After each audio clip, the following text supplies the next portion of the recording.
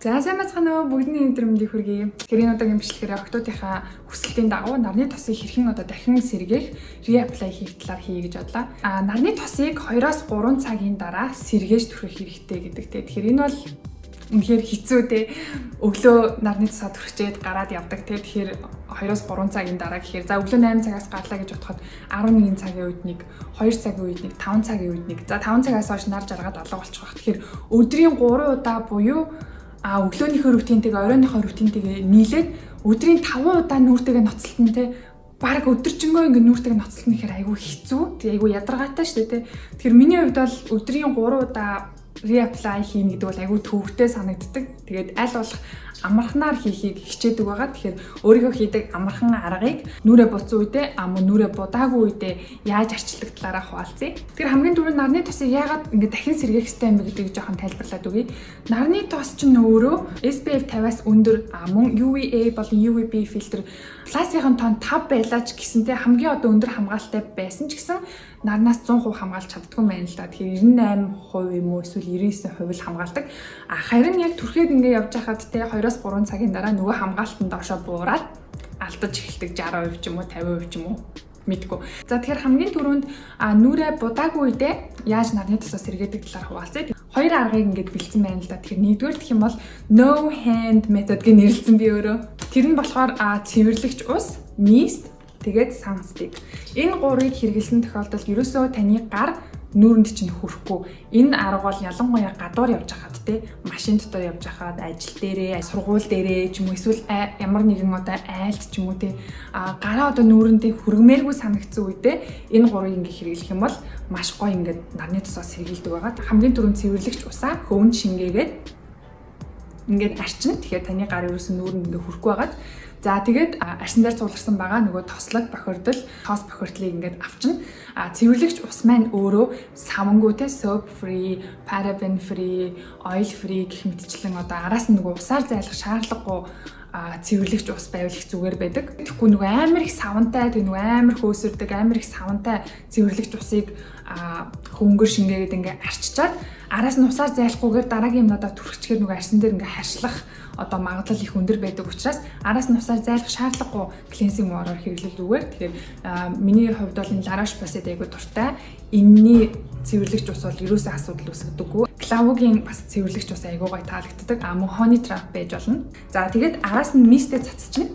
Мистээ цацаад ялангуяа мист чинь таны арсныг маш гоё refresh хийдэг те батга үүсгдэггүй тийм oily биш маш гоё юм hydrating тохирдог мистээ ингээд цацаараа. За тэгээд араас нь мистээ гоё шингэсний дараа sunstick түрхэн. Тэгэхээр sunstick бол өөрөө угсаа бүгдээрээ мэдж байгаа ах те ингээд эргүүлээд гаргаад ирэнгүүт шууд нүүрэн дээр ингээ хүрдэг те гар нүүрэн дээр хүрээд ах шаардлагагүй түрхэхэд маш амархан эвтэйхэн ийм нарны тос байдаг шүү дээ тий. Тослог болон холимог арьстай хүмүүс яг ингэж хийвэл ямар ч асуудал үүсдэггүй. Хуурай арьстай бол мистэ жоохон чийгшүүлэгч мист сонгоод мөн нэлээд бас чийг дутагдаад байвал өөрийнхөө хэрэгэлдэг тонер ч юм уу, эссенс ч юм уу бас яг ийм мист чиг юм савнд хийгээд аваад цүнхлээд ингээд аваад явж хахад маш гоё байдаг. Тэгэхээр шууд ингээд нүүрэндээ цацаад хэрэглэнэ. Мэдээж мистэ шууд гардаг цацдаг тонер юм уу, эссенс байхыг үүсэхгүй. Тэгэх юм бол бүр амар.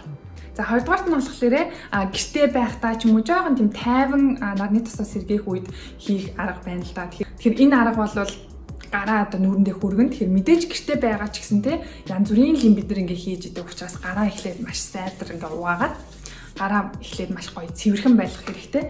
Цэвэрлэгч усаараа арчиж болно. Мөн одоо юм падаар арчиж болно. Тонер падаар арчиж болно. Пад бол бас маш гоё тий. Гаргаж ирлээ шууд арчлаа. Бас ингээд гараа ерөөсөө нүүрэндээ хүрэх шаардлага. Гэхдээ түрүү нөгөө нэг гадуур явж явах үедээ яга падыг оруулаа гэхлээр энэ том савтай падыг чинь ямар цүнхлээд аваа явж ялтай нь шүү дээ тий. Жижигхэн цэвэрлэгч ус хөвөн мистээ ингээд аваа явж ивэл арай илүү овор бахтай юм уу? Эсвэл өөрийнхөө дуртай юм тонероор арчиж болно. Үнэхээр яг хуурай арьстай тий. Өдрийн бүтэн одоо cleansing water нүүрэндээ хүргэх одоо сонирхолгүй хүн байж болно шүү дээ тий. Ялангуяа одоо жоохон хуурай арьстай, эмзэг арьстай хүмүүс маань cleansing water нэг байн хэрэглээд ахаар арьс нь жоохон улайх ч юм уу тий. Жоохон юм төвөгтэй санагдчих магадгүй. Тийм учраас тонероор арчиж үл их зүгээр. Хааштай л бид нэр савнгаар өдрийн 3 удаа угаахгүй тий савнгаар цэвэрлэж чадахгүй хэрвээ одоо өдрийн 3 удаа савнгаар угаах юм бол бидний арьс бол ингээл зумдраад бараг унаа штэ тий угаасаа бидний зорилго гүний цэвэрлэгээ хийхгүй зөвхөн өнгөр хэсгийн бохирдлыг авлаа араас нь нарны тосоо түрхэх зорилготой учраас тонероор арчиж болно. За тэгээд цэвэрлэгч уус тонер пад аль нэгээр нь арчлаа тий магадгүй хур арьстай бол тонероо дахиж давхарлаж шавшаад эссенсээ дахиж давхарлаж шавшаад тэгээ нарны тосоо түрхэнэ. За тэгэхээр нүрээ будцсан үедээ нарны тосоо яаж сэргийлэх юм бэ те? Нүрээ будцсан үедээ нарны тосоо өдөрт нь ингээд сэргээгээд явхад өглөөний нүүрний будаг өөрөө маш сайн байх шаардлагатай байдаг.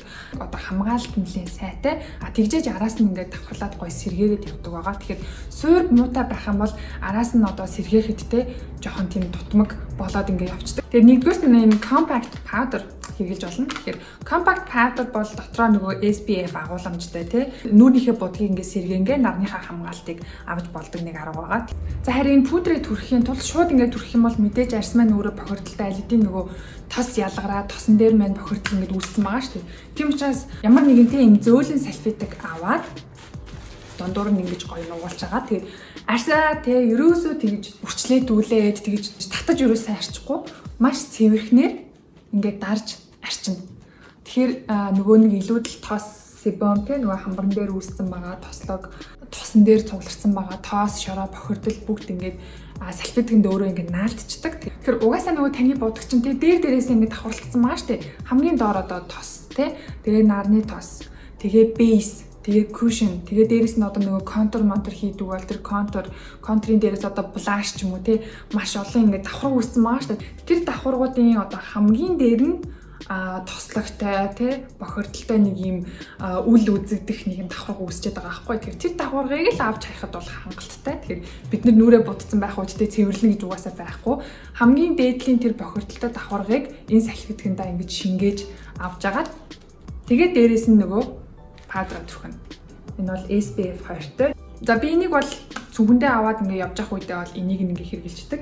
Жохон томхон зүгтээ явж явах бол би энэ багсаа аваад явдаг. Энэ нь бол бүр амархан. Багсаа ингээ хөнгөн эргүүлж агаад ингээ түрхчихдэг. Тэгэхээр пудр хэрэгэлдэг хүмүүс угаасаа ойлгомжтой те тослог болон холимог арьстай хүмүүс пудр түлхүү хэрэгэлдэг. За мөн одоо кушн хэрэгэлдэг хүмүүс байлээ гэж бодъё л доо те.